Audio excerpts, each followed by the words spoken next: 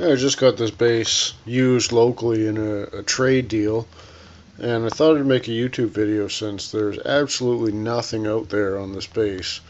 It's a Guerilla brand bass, and the story, whether it's true or not, is that this bass was custom made handmade in a custom shop in Serbia, and was brought to Canada, and it's been kind of around Halifax ever since. So it's 5-string, passive. Looks like it's got 2 humbucker soap bar, well, sort of soap bar humbuckers in it. 2 volumes, 2 tone controls. It's a pretty nice bass. I've got some work to do to it. The action, I've already started playing with it. The neck relief was pretty crazy. The action's pretty high. When I first got it, you could probably stick a roll of quarters, kind of under the first string in the 17th fret. I think to get this thing really playable, I'm going to have to get some different strings. I think the problem is that these strings are really heavy strings. The saddles are all the way down, so I'll probably have to get a set of strings with a tapered B string and a tapered E string so I can get those 2 strings a bit lower. So I think the body, the side pieces look to be ash, and the center stripes are maple. The darker wood, I mean, I could be crazy, but it looks like oak to me.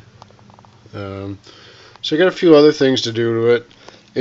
It hums like crazy, so I'm going to take it apart and take a look at the electronics. There's a few sharp edges on the frets, so I thought I'd make a few videos on just fixing this bass up and see if I can get it playable.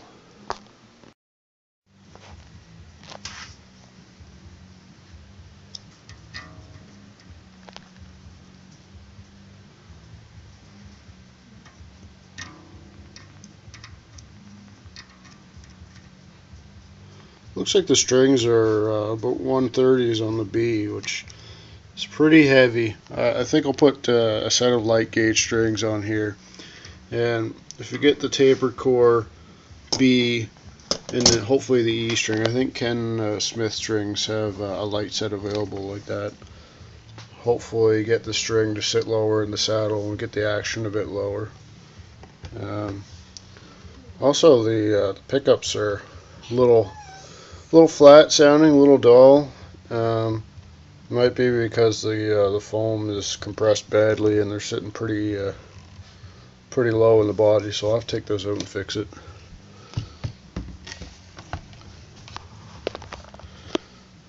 Might change the tone caps as well.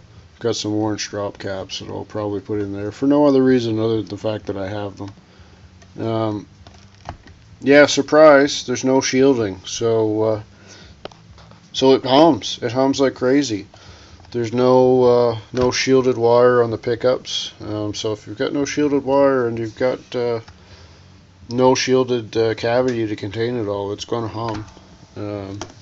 Back of the control plate, nothing, just plastic.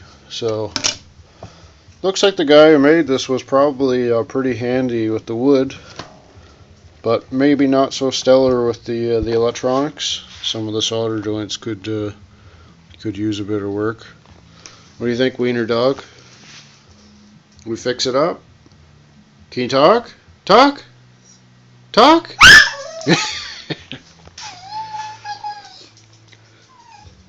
So, I've got some MG Chemicals nickel paint that I think I'll put in this control cavity.